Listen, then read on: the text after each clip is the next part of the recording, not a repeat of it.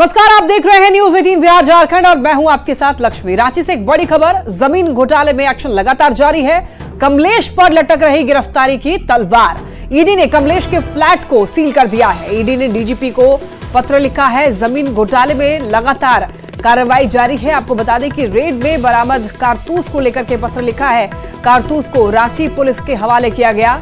और बता दें कि जमीन घोटाला मामले में ईडी ने कार्रवाई करते हुए जमीन कारोबारी कमलेश के घर पर छापेमारी की और ये रेड कांके इलाके में हुआ। इस दौरान जांच एजेंसी ने उनके घर पर जमीन घोटाले से जुड़े हुए कई दस्तावेज खंगाले। छानबीन के दौरान कांके स्थित आवास से 1 करोड़ रुपए कैश और एक पिस्तौल और 100 जिंदा कारतूस बरामद हुआ है। फ्लैट को सील करके 3 अलग अलग गाड़ियों से ईडी के अधिकारी निकले। कुछ दिनों पहले ईडी ने कमलेश को समन भेजकर पूछताछ के लिए भी बुलाया था। समन जारी होने के बावजूद वो जवाब देने के लिए ईडी कार्यालय में हाजिर नहीं हुआ। इसके बाद ईडी ने कमलेश के ठिकानों पर छापा मारा। जमीन घोटाला मामले में ही ईडी ने जमीन कारोबारी शेखर कुशवाहा को भी गिरफ्तार किया था। ज्यादा जानकारी देंगे संवाददाता ओम प्रकाश हमारे साथ जुड़ रहे हैं। ओम प्रकाश, देखिए जमीन घोटाला से जुड़ी क्या कुछ अपडेट है?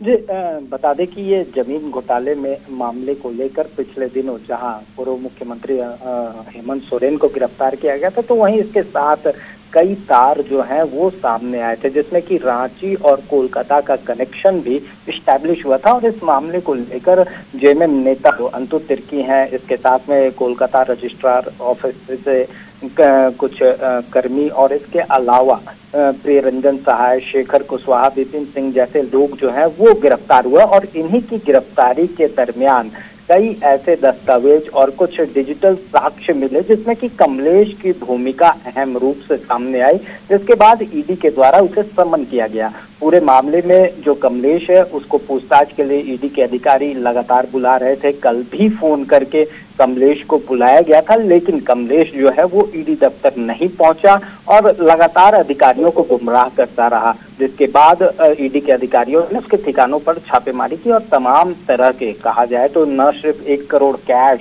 बल्कि 100 कारतूस जो जिंदा कारतूस बरामद किया गया। इसके साथ ही कई जमीन से जुड़े हुए दस्तावेज भी वहां से ईडी के टीम को बरामद हुए हैं। पूरे मामले में फिलहाल जांच जारी है। वहीं जो कारतूस है वो रांची पुलिस के हवाले किया गया है। कांके थाना की पुलिस मौके पर पहुंची थी और उसके हवाले किया गया।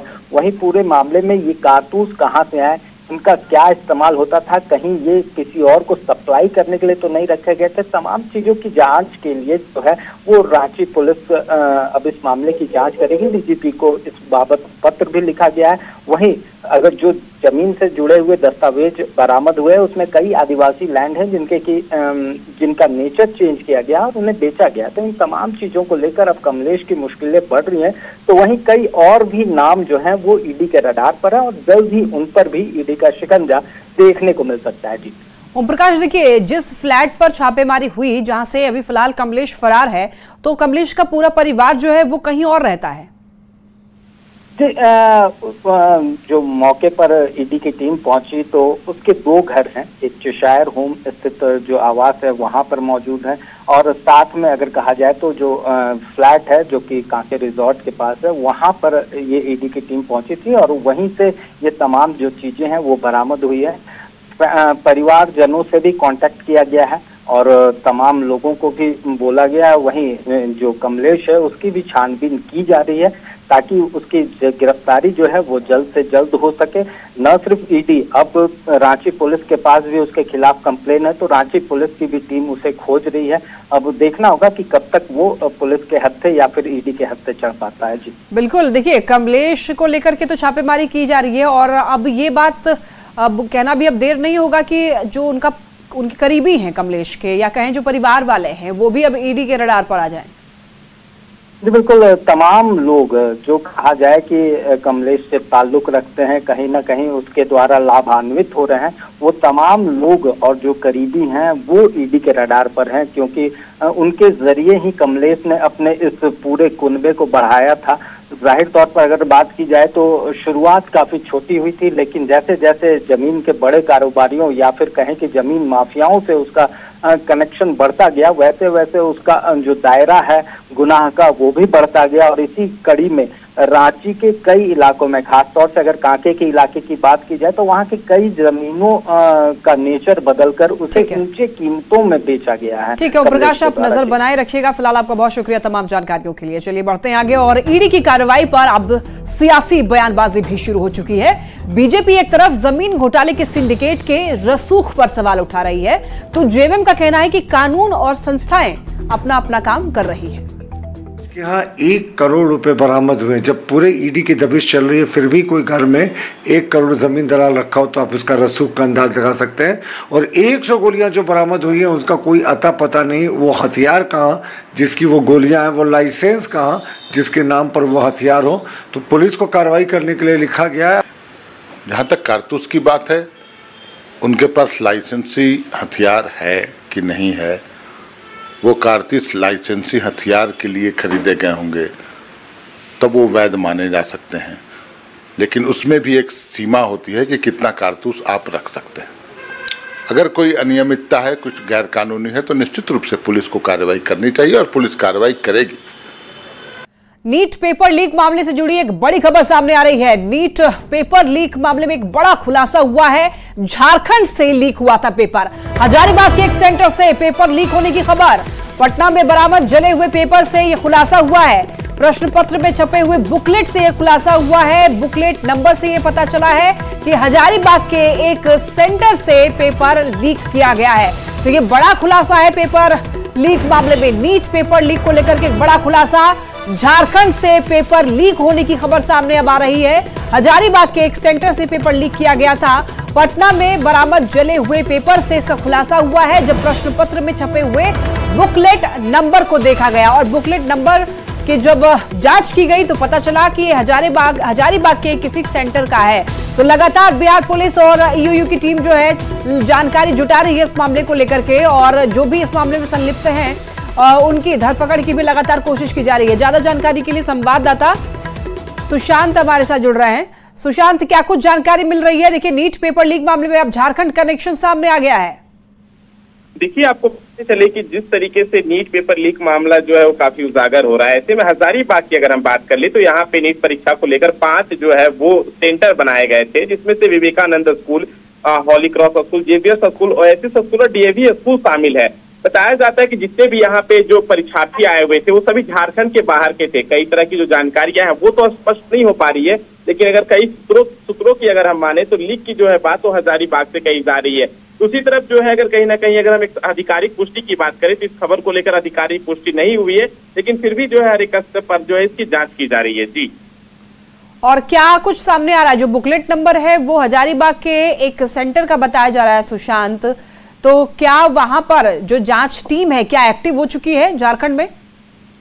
देखिए, बिहार की जिस तरीके से ईओयू की टीम लगी हुई है तो कहीं ना कहीं झारखंड पुलिस के द्वारा जो है इसकी जानकारी बिहार की टीम को दी गई थी। उस आधार पर अगर माने तो बिहार की जो टीम है वो लगी हुई है। झारखंड की अगर हम बात कर ले हजारीबाग की तो किसी तरह का जो है वो बातें सामने नहीं आ रही है। बारीकी से देखना यह सुशांत, देखिए देवघर से एक व्यक्ति की गिरफ्तारी हुई है। सिंटू नाम के एक व्यक्ति की गिरफ्तारी हुई है देवघर से, और चिंटू नाम के व्यक्ति की खोजबीन अभी भी जारी है। इससे जुड़ी कुछ जानकारी आपके पास? देखिए, हजारीबाग तो इस तरीके से अभी तक कोई वैसी जानकारी नहीं आ रही है, लेकिन आधिकारिक तौर पे अगर कुछ कहा जाए, कुछ बातें सामने आती तभी कुछ स्पष्ट कहा जा सकता है। ठीक है सुशांत, बहुत धन्यवाद आपका तमाम जानकारियों के लिए। नीट पेपर लीक मामले में झारखंड में भी सियासत अब तेज हो चुकी है। कांग्रेस ने प्रदर्शन कर केंद्र सरकार के खिलाफ आक्रोश जताया है और जेएमएम ने शिक्षा मंत्री से इस्तीफा मांगा है। तो वहीं बीजेपी भी पलटवार करने में पीछे नहीं हट रही है।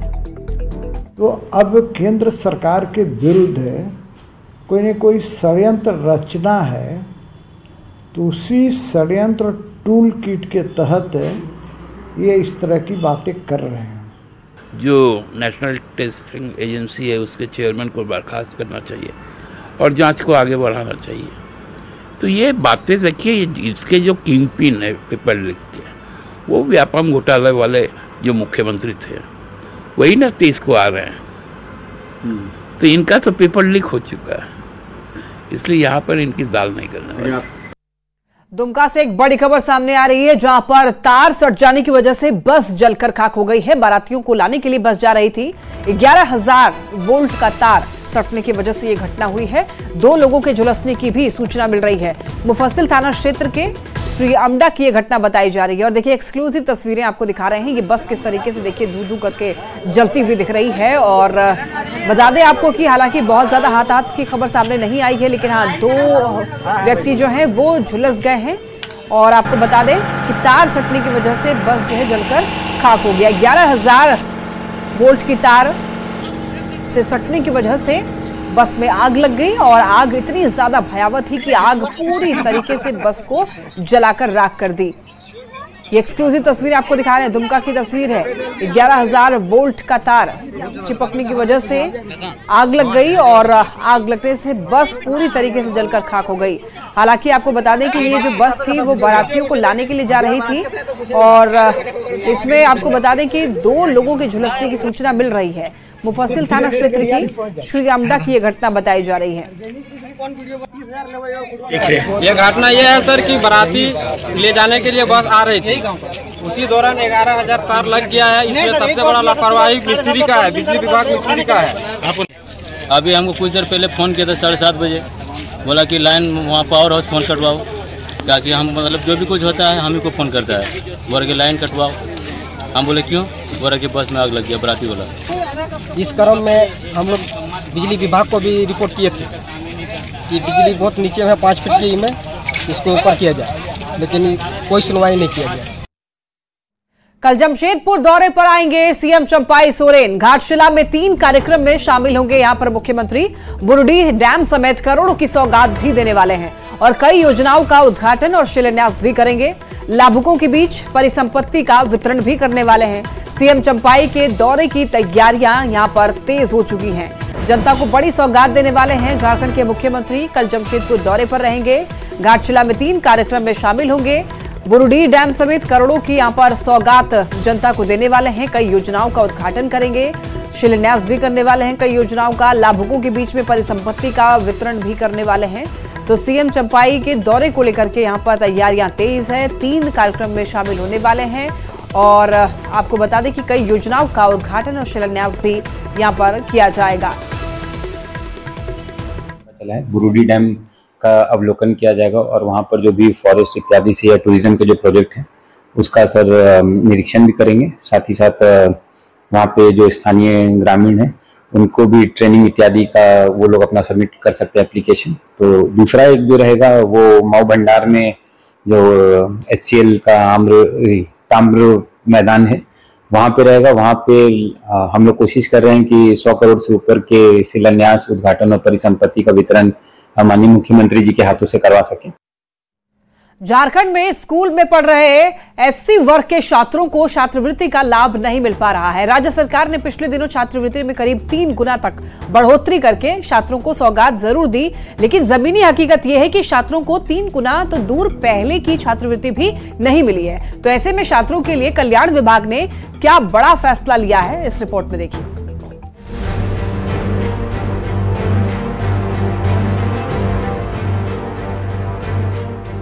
झारखंड में स्कूली छात्र मायूस हैं क्योंकि छात्रों को स्कॉलरशिप की राशि नहीं मिली है। लंबे समय के बाद प्रदेश सरकार ने स्कॉलरशिप की राशि में 3 गुना बढ़ोतरी की, लेकिन छात्रों को इस स्कॉलरशिप का लाभ ही नहीं मिला। दरअसल कल्याण विभाग की ओर से ST, SC और OBC छात्रों को स्कॉलरशिप के तहत कुछ राशि दी जाती है। इसके तहत कक्षा 1 से 5 तक के लिए 1500 रुपए सालाना, कक्षा 6 से 8 तक 2500 और कक्षा 9 से 10 तक 4500 रुपए सालाना दिया जाता है। सरकारी स्कूल में पढ़ने वाले छात्र इसी राशि से अपना यूनिफॉर्म, बैग और पढ़ाई से जुड़ी दूसरी जरूरतें पूरी करते हैं, लेकिन राशि न मिलने से छात्रों को परेशानी हो रही है। मेरे जरूरत के सामान मतलब जैसे ड्रेस, मेरे पास मतलब बोतल नहीं है, हाँ ये सब जूते मोजे ये सब खरीदते, बैग, ये कॉपी किताब में। तो अभी पैसा नहीं आया है? नहीं। कुछ भी तुमको पैसा मिलता है छात्रवृत्ति? नहीं मिलता है। क्यों? सारा डॉक्यूमेंट्स दिया है, नहीं आ रहा पैसा। कॉपी किताब की बहुत सारी ज़रूरत होती है तो हम लोग कॉपी ले लेते हैं, और एक्स्ट्रा अगर हम लोग को पढ़ना है तो हम लोग एक्स्ट्रा बुक्स खरीद लेते हैं, पेंसिल, रबर, पेन, स्टॉम्प बॉक्स और वाटर बोतल ले लेते हैं। स्कॉलरशिप के भुगतान में ST वर्ग के लिए 75% केंद्र और 25% राशि राज्य सरकार देती है। वहीं SC और OBC वर्ग के लिए 60% केंद्र और 40% राशि राज्य सरकार देती है। लेकिन साल 2021-22 में एससी वर्ग के 1470 छात्रों को स्कॉलरशिप की राशि मिली ही नहीं। इसी तरह 2022-23 में भी एससी वर्ग के 2419 छात्रों को छात्रवृत्ति नहीं मिली।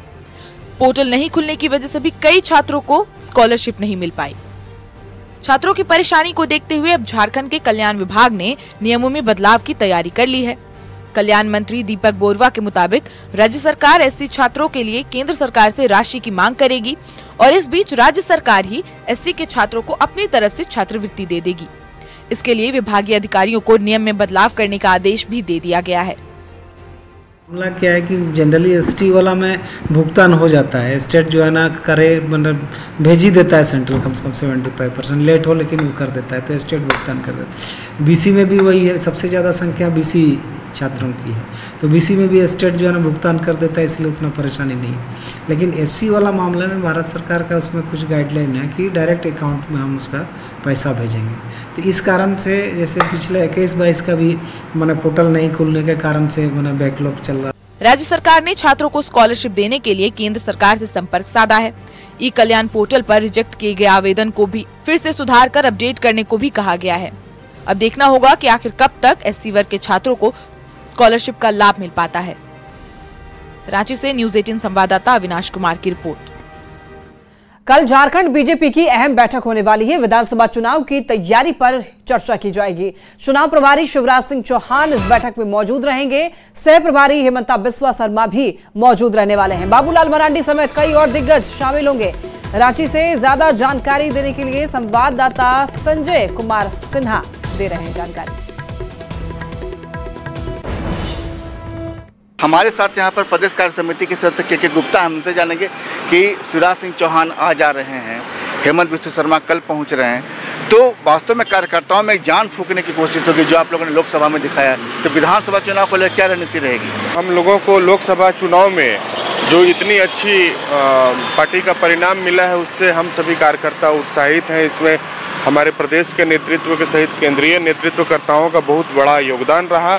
और जब से शिवराज सिंह चौहान जी झारखंड प्रदेश के विधानसभा चुनाव के प्रभारी और हेमंत बिस्वा शर्मा जी सह प्रभारी के रूप में बनाए गए हैं, पूरे भारतीय जनता पार्टी झारखंड प्रदेश के कार्यकर्ताओं में उत्साह की लहर। आज हम लोग भारतीय जनता पार्टी रांची महानगर के हजारों कार्यकर्ता हम लोग शिवराज सिंह चौहान जी का रांची एयरपोर्ट पर स्वागत करने वाले हैं। संजय कुमार सिन्हा, न्यूज़ 18 रांची।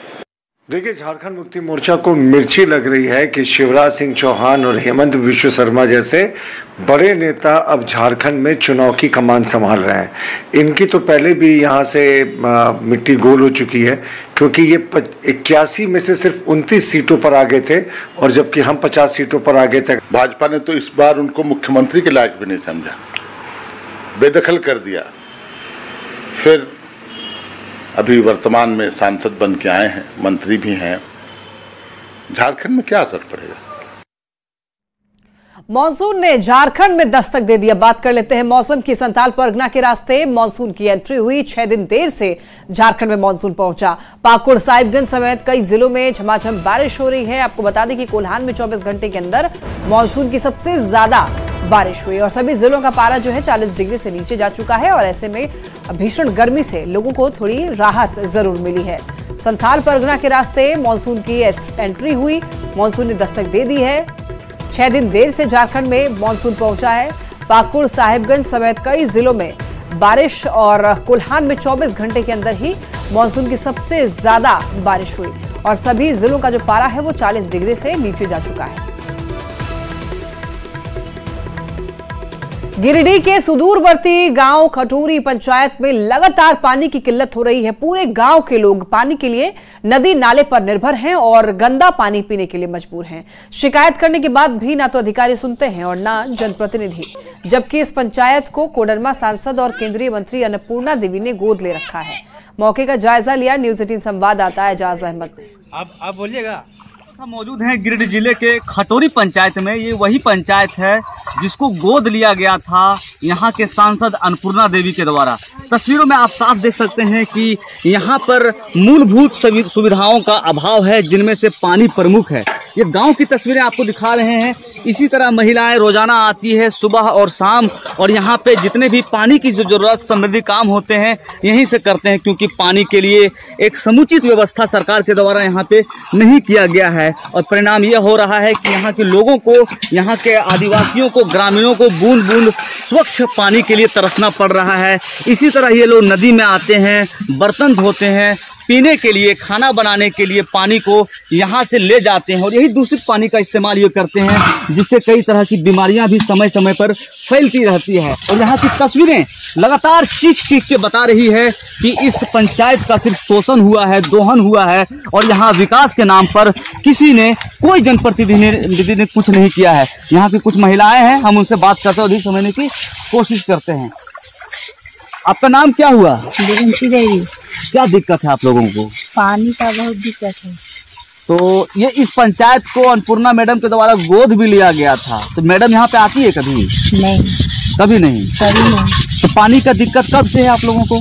बहुत दिन से, सब दिन हम लोग नदियों का पानी पीते हैं। बीमारी भी फैलती होगी? जी, बीमारी फैलते हैं, खांसी है, सर्दी हो जाते हैं। अभी भी ये आदिम काल की जो स्थिति होती है वैसी स्थिति में जीने को विवश है। गिरिडीह से न्यूज़ 18 के लिए मैं एजाज अहमद। कोल्हान की लाइफ लाइन कहे जाने वाली खरकई नदी संकट में है। इस नदी से पूरे शहर को पेयजल मिलता है, लेकिन दिन प्रतिदिन नदी का पानी गंदा होता जा रहा है, क्योंकि शहर की सारी गंदगी खरकई नदी में डाली जा रही है। कई सालों से नदी को ही डंपिंग यार्ड बना दिया गया है, जिस पर न ही सरकार का ध्यान है और न ही जनप्रतिनिधियों का।